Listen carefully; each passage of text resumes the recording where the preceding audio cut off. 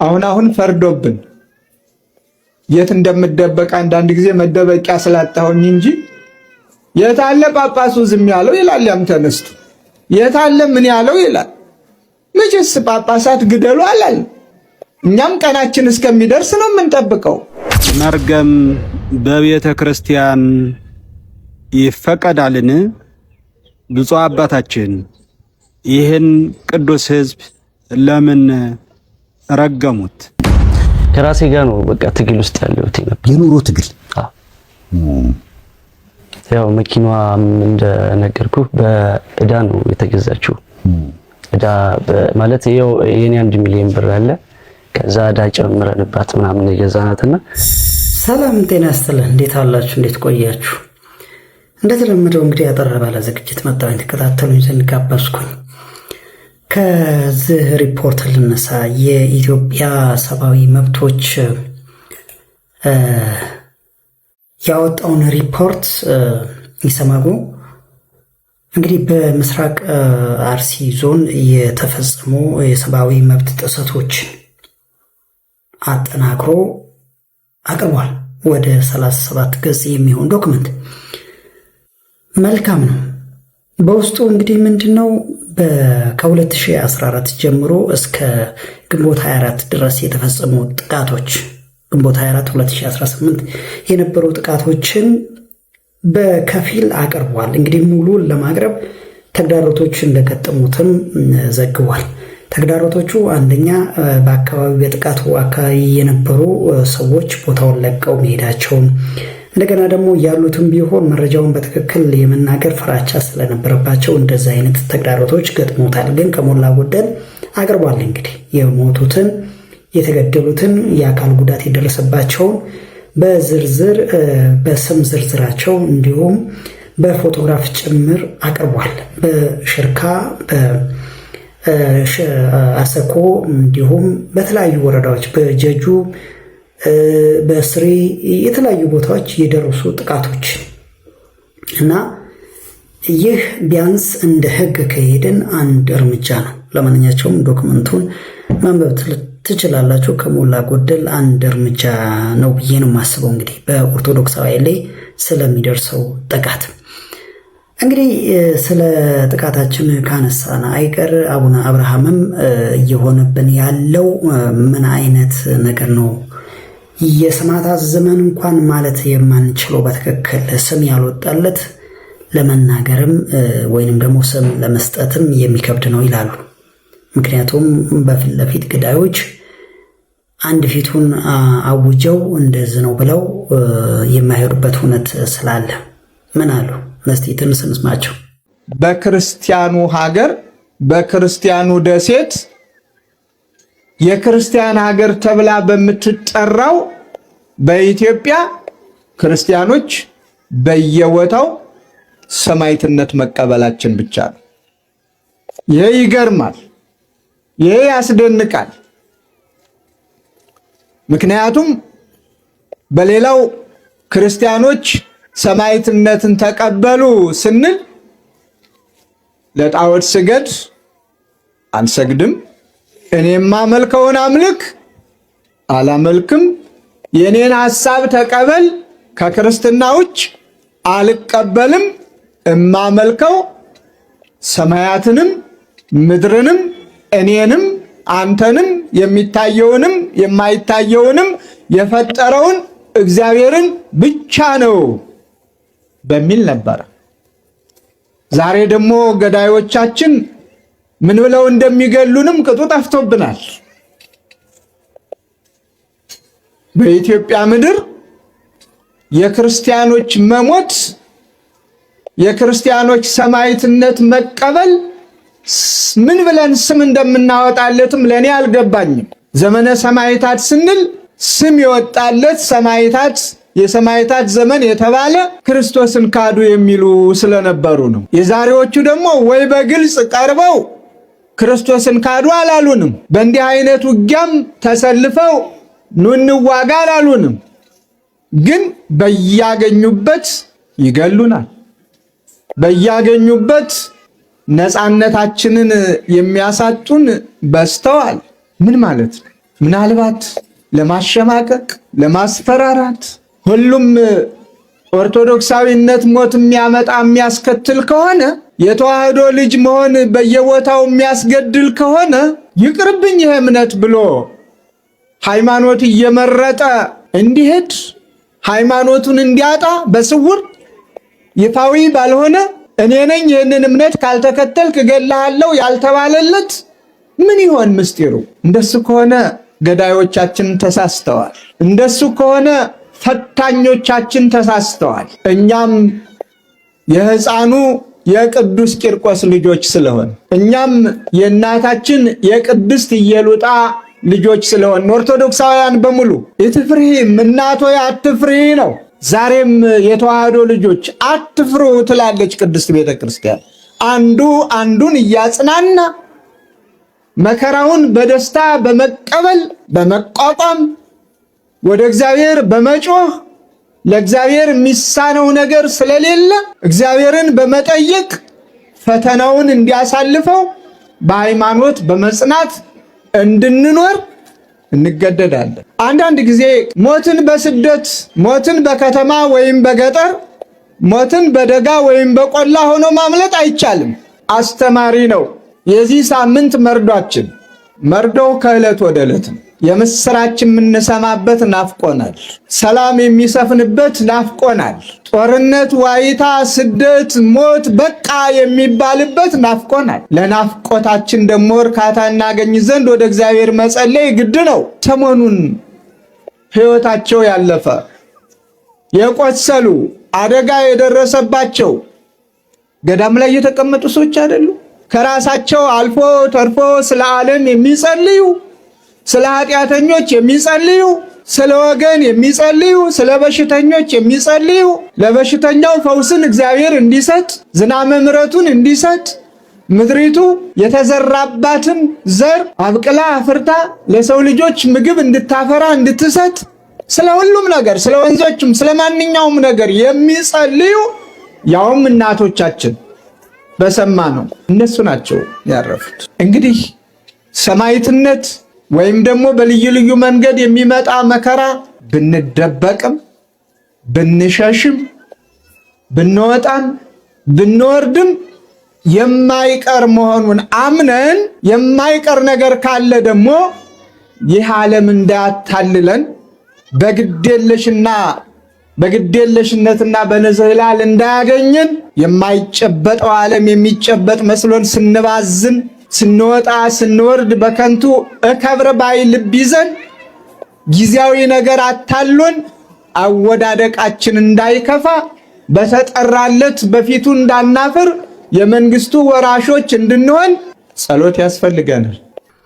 አዎ ጸሎት ያስፈልገናል። ጸሎት ያስፈልገናል። ያው አባታችን ዘለግ ያለ ስብከትን ነው ያስተማሩት። ግን አንድ ነገርም አለ። ሁል ጊዜ እስራኤል ምሳሌ ትሆናለች። ያው በመጽሐፍ ቅዱስም ትልቁ የመጽሐፍ ቅዱስ ታሪክ የተፈጸመው እስራኤል ውስጥ እስከሆነ ድረስ እንደገና ደግሞ እንደ ሀገርም እስራኤል ራሷ አስተማሪ ናት። ለምሳሌ እንደ ሀገር ከሄድን ወይም ደግሞ እንደ ዓለማዊ ከሄድን እስራኤል አሁን ላይ ሀገር ሆና ብዙዎችን በኃይል ወይንም ደግሞ ሀያል ሆና ከነኳት ማትነካ አስፈሪ ሆናለች። ይህንን ግን ያመጣው የብዙ ዘመናት መግፋት ነው። ስለዚህ ኦርቶዶክሳውያን እንገፋለን፣ ግን እንደማንወድቅ ማወቅ አለብን። አንድ ሌላኛው ደግሞ የእስራኤል አስተማሪነቷ በመጽሐፍ ቅዱስ ታሪክ ውስጥ እስራኤሎች ይወድቃሉ፣ ይነሳሉ፣ ይወድቃሉ፣ ይነሳሉ። የተወሰነ ዓመት እግዚአብሔርን ያመልካሉ፣ የተወሰነ ዓመት እግዚአብሔርን ይረሳሉ። ከዛም እጅግ አስጨናቂ መንግስትን እግዚአብሔር ይልክባቸዋል፣ ወይም ደግሞ ክፉ ነገርን ይልክባቸዋል። ከዛም እግዚኦ ይላሉ። ምናልባት እኛ አሁን ፈተናችንም እኮ ከኃጢአታችን ብዛት ሊሆን ይችላል። ወይንም ደግሞ ያው እነዛ እስራኤሎች ሊያስነሳቸው ሲፈልግ ከዛ ከግዞት ሊያስወጣቸው ሲፈልግ ወይንም ደግሞ ከሚያስጨንቃቸው መንግስት ሊያስወጣቸው ሲፈልግ ምናልባት አንድ ሰው ወይ ሁለት ሰው ያስነሳል። በጣም በልህ በቁጭት ያ ሰው የሚያደርገውን ያደርጋል። እግዚአብሔር አዞት። አሁንም የሆነ ነገር እኛ ክርስቲያኖች አንድም ኃጢአታችን በዝቶ እንድንጮህ፣ ሌላኛውም ደግሞ እግዚአብሔር ከውስጣችን ይሄ ውስጣችን ያለው ነገር እስከሚሞላ ይጠብቅና በልህ በቁጭት ተነስተን ብዙ ነገር እንድናደርግ ፈልጎም ሊሆን ይችላል። ስለዚህ ለማንኛቸውም ግን ሁሉንም በምንችለው አቅም ያደርግልን። ወደ ብፁዕ አቡነ ኤርሚያስ የሰሞኑ ንግግር በተለይ በሀገረ ስብከታቸው ሆነው አንድ ቤተክርስቲያን ላይ የተወሰነ የካህናት ግሩፕ የሚፈልገው ታቦት የማርያም ታቦት ካልሆነ በሚል እሳቸው ደግሞ የቅድስት ክርስቶስ ሰምራን ታቦት ይዘው መጥተው ህዝቡ አኩርፎ ሲሄድ እንደተራገሙ የምናስታውሰው ጉዳይ ነው። ከዛን እኚህ አባት ደግሞ መራገም ይቻላል ወይ? በዚህ ዘመን እርግማንስ ይሰራል ወይ ይላሉ። ለማንኛቸውም እስቲ እንስማቸው። መርገም በቤተ ክርስቲያን ይፈቀዳልን? ብፁዕ አባታችን ይህን ቅዱስ ህዝብ ለምን ረገሙት? በስመ አብ ወወልድ ወመንፈስ ቅዱስ አሃዱ አምላክ። የተወደዳችሁ የእግዚአብሔር ልጆች፣ የመብርሃን የወላዲት አምላክ የመስቀል የአስራት ልጆች በአገር ውስጥና በውጭ ዓለም ሆናችሁ በዚህ በአክሱም ጽዮን መንፈሳዊ ቻናል ሚዲያችን የምትከታተሉ ውድ ኦርቶዶክሳውያን እንደምን ሰነበታችሁ? ሰሞኑ በሰሜን ወሎ ሀገረ ስብከት ብፁዕ አባታችን አቡነ ኤርሚያስ በአንድ ቤተ ክርስቲያን ላይ ተገኝተው የመርገም ቃል ያስተላለፉትን እጅግ ብዙዎች አስቆጥተዋል። ሁላችንም ተቆጥተናል። ለመሆኑ በሐዲስ ኪዳን መርገም አለ? በቤተ ክርስቲያንስ መርገም ይፈቀዳል? ሕዝባችን ወደ ቤተ ክርስቲያን የሚመጣው ለመቀደስ ለመባረክ ወይስ ለመረገም? ከመርገም ነፃ ለመሆን ወይስ በመከራ ውስጥ ለመኖር ነው? ስለዚህ ይህን ማንም የሚመልሰው ነው።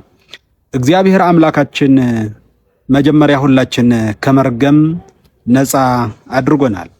ስለዚህ ሁላችን ይህን ስንሰማ እጅግ ያሳዝናል። ይህንስ መሆን ነበረበት ሆይ የሚለው በመጽሐፍ ቅዱስ እንመለከተዋለን። ምን ያህል ውድቀት ገጥሞን እንዳለ ይህን መገንዘብ አያቅትምና እጅግ ያሳዝናል። ሕዝባችን በአሁኑ ሰዓት የሚያጽናናው የሚያስተምረው ዋጋ የሚከፍልለት ስለ በጎቹ ዋጋ የሚከፍልለት ስለ በጎቹ የሚሞትለት ነው ያጣው እንጂ የሚረግመው የሚያጠቃው መከራ የሚያደርስለት አላጣም። ስለዚህ ብፁዕ አባታችን አቡነ ኤርሚያስ ምን ነካቸው? በቤተ ክርስቲያን በአውደ ምሕረት ላይ ሆነውስ ምእመናን ኧረ ብፁዕ አባታችን ያጠፋ ካለም በሌላ ይቀጣ፣ አይርገሙን፣ ህዝብ እንደ ህዝብ አይርገሙ፣ ሀገርም አይርገሙ፣ ኧረ ይተው ሲሉ ያልተማሩት በእውነት ፋሪሃ እግዚአብሔር ያላቸው ምእመናን መርገምን ሲቃወሙ ጡር አይደለም ሲሉ፣ እርሶ ግን የመጻሕፍት አያውቁም እንዳይባሉ የመጻሕፍት መምህር ነዎት። ስለዚህ ለምንድን ነው ይህን ህዝብ ሊረግሙት የፈለጉት? በእውነት ያሳዝናል። እርግጠኛ ነኝ በኋላ ጸጸት እንደሚሰማዎት እናምናለን 100%። ይህን ህዝብም እንዲቀየም ተስፋ እንዲቆርጥ የበለጠ ተስፋ እንዲቆርጥ ማድረግ ካልሆነ በስተቀር ህዝባችን ይህን የሚያጽናናው ነገር አይደለም። ስለዚህ ይህን ያስተላለፉት መጽሐፍ ቅዱስ ምን ይላል? በሐዲስ ኪዳንስ መርገም አለ?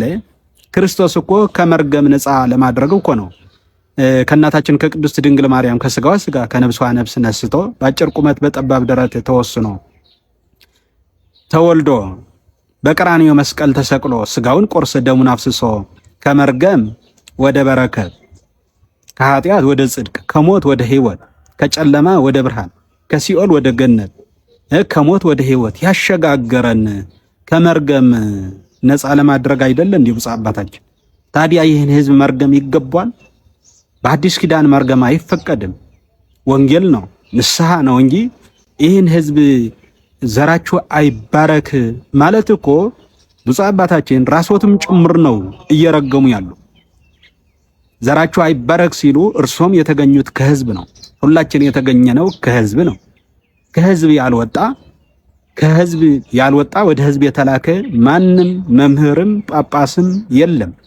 ስለዚህ ሁላችን የህዝብ ልጆች ነን እና ህዝባችን እንዴት እንደዚህ አድርገው የራስዎትን ህዝብ በአደባባይ በአውደ ምሕረት ምእመናን ተስፋ እንዲቆርጡ ለምን እንደዚህ ያደርጋሉ? እጅግ አዝነናል፣ አፍረናል።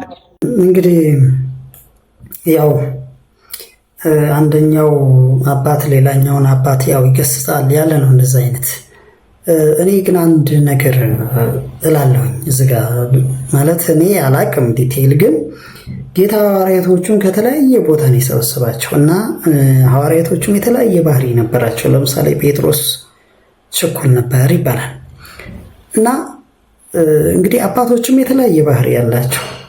አሁን እሳቸው የተናገሩበት ምናልባት ዛጋ በጣም ተናደው አናደዋቸው ታቦት ይዘውላቸው እየመጡ ህዝቡን እንደዚህ የንቀት ነው ምንድነው ብለው ኢሞሽናል ሆነው እንደዛ ተናግረው ሊሆን ይችላል እና ልክ ነው። በኋላ ላይ ምናልባት ከንዴታቸው ትንሽ በረድ ሲሉ ምናልባት ያው ሊጸጸታቸው ይችላል። ግን ዞሮ ዞሮ ምንድነው ከቀናነት የተነሳ ይመስለኛል እንደዛ ያሉት እንጂ መቼም አንድ ህዝብ አባት ህዝብ እንዲጠፋለት ወይንም ደግሞ የሆነ መልካም እንዳይሆንለት ብሎ አያስብም።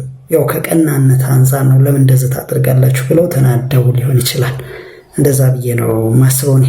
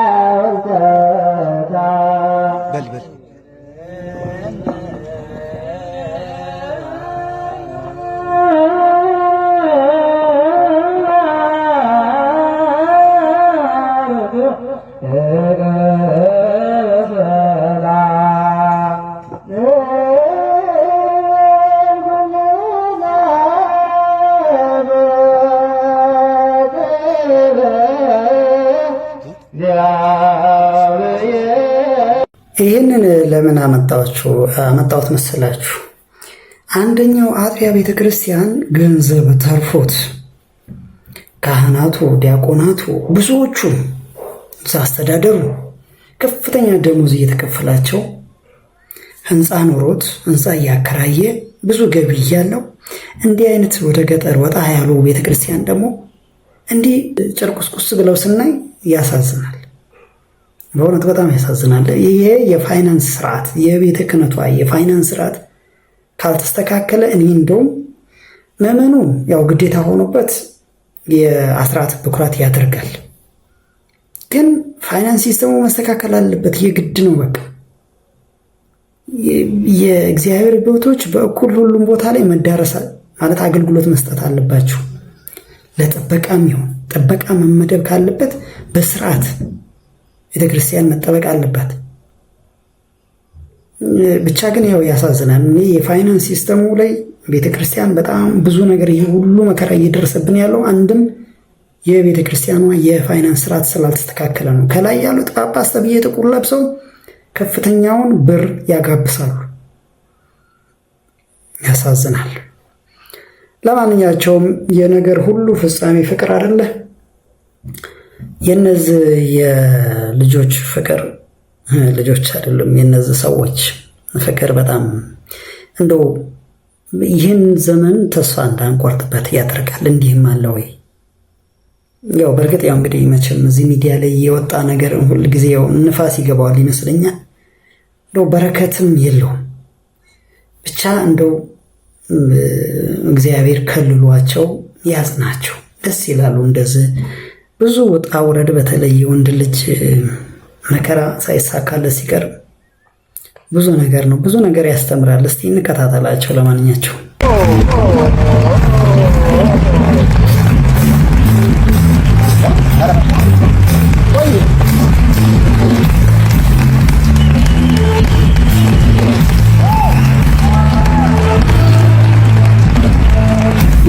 ብዙ ሰዎች ናቸው ሰይፉ እንደጀመርክ ጨርሰው እንደው ከቻልክ አገናኛቸው ዘብ ደግሞ ከቻልክ ደግሞ አስታርቃቸው ተባልኩኝ። ቢያንስ የምችለው አንዱ ነው አገናኝቻቸዋለሁ። እንደገና ተገናኝተዋል። ከስንት ወር በኋላ ተያያችሁ? መተያየት እኔ ክፍለ ሀገር ነበርኩኝ። አዎ ሰምቻለሁ። 4 ወር ምናምን እዛ ቆይቼ ነው የመጣሁት። ባለፈው ስላንተ ስሰማ በቃ የገለጸች አይነት ልጅ ሆነህ ነው ያገኘውና ለገላጯም ለተገላጩም መጀመሪያ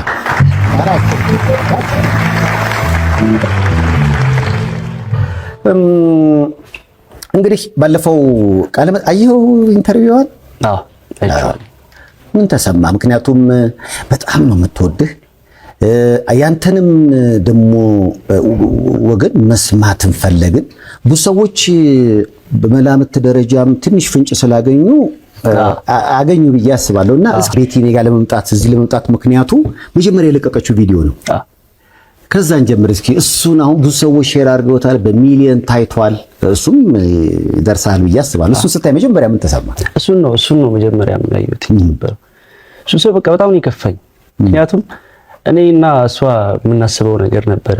ብዙ መጀመሪያም በጣም ብዙ ነገር እናስብ ነበረ። በእቅዶች ነበር ብዙ ነገር የምናደርግ የነበረው።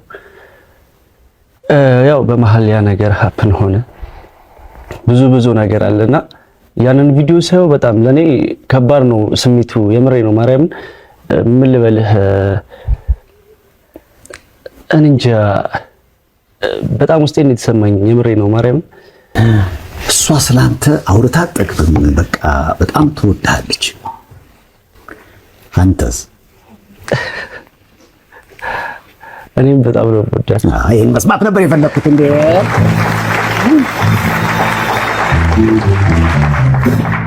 ራቃልክ ሲባል ስላንተ ስሰማ እንደው ይሄ ልጅ ዝናው አለ፣ የሚገርም ድምፃዊ ነው፣ ሌላ ህይወት ጀምሮ ይሆን ያልነገረች ነገር ይሆን ብዬ ገምቼ ነበረ። የጀመርከው አዲስ ህይወት አለ ሊባል ይችላል? አይ በፍጹም ምንም የጀመርኩት ነገር የለም። ከራሴ ጋር ነው በቃ ትግል ውስጥ ያለሁት ነበር። የኑሮ ትግል? ያው መኪናዋ እንደነገርኩ በእዳ ነው የተገዛችው። እዳ ማለት ያው የኔ 1 ሚሊዮን ብር አለ። ከዛ እዳ ጨምረንባት ምናምን የገዛናትና ሙሉ ለሙሉ በቃ እዳው ላይ ነው። እና ደግሞ ያው ታውቃለህ ያለውን የእዳ እንትኑና በጣም ከባድ ነው። ካንተ አልፈህ ለልጅህም ለሷም መሆን ስላልቻልክ ይመስለኛል። ብዙ ነው። ምክንያቱም እኔም ቤተሰቦቼ እኔ መጀመሪያ ልጅ ነኝ። ቤተሰቦቼ በጣም አነስተኛ ማህበራዊ ኑሮ የሚኖሩ ሰዎች ናቸው። ይሄ ምናልባት የእናትህና ያንተ ፎቶ ነው? ይሄም ወላጅ አባት ናቸው? አባቴ ነው። ቤተሰቦቼ ሙዚቃ ባክግራውንድ አላቸው? የላቸውም። እናቴ ነች ያሳደገችኝ። እናቴ በምን አይነት መከራ እንዳሳደገችኝ እናቴ እኔ ወዛደር ነው የምትሰራው፣ ውዝድርና ነው የምትሰራው ክፍለ ሀገር እዛ ብር ሸለቆ የሚባል ሀገር አለና ብዙ ነገር ማድረግ እፈልጋለሁ እኮ። ምክንያቱም እኔ በጣም ብዙ ነገር አስባለሁ፣ ብዙ ነገር ማድረግ እፈልጋለሁ፣ ግን አትችልም። የሆነ ንቅ አድርጎ የሚይዝህ ነገር አለ። በጣም ትታገላለህ፣ ግን መሀል ላይ ደግሞ በቃ አፍና አድርጎ የሚይዝህ ብዙ ነገር አለ። አዎ ብዙ ነገር አፍኖ ይይዛል እና ግን ዞሮ ምንድነው እሱ አንድ ላይ መምጣታቸው ትልቅ ነገር ነው።